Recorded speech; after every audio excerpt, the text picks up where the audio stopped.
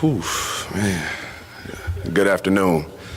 What a time, what a day. I tell you. Today we remember Amir Abdur-Rahim, a coach, a visionary, and an inspiring leader who left an indelible mark on everyone who crossed his path. His rise to prominence at the University of South Florida wasn't just about basketball. It was about transformation, resilience, but in a shocking turn, Amir's journey was cut short. Today, we're not only mourning his loss, we're celebrating a legacy that burns even brighter in his absence.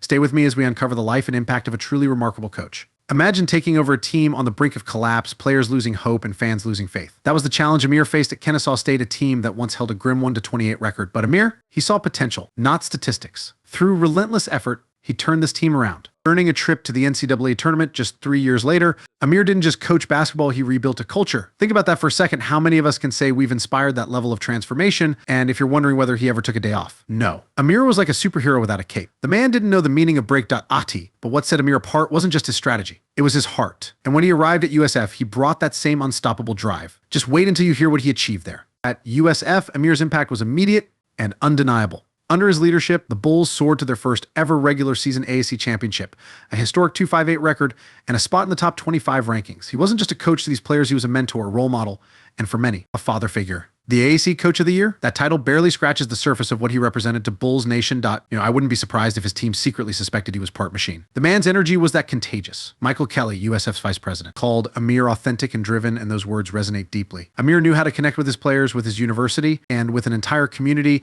His legacy is not just in wins, but in the people whose lives he shaped. But Amir's story doesn't end here.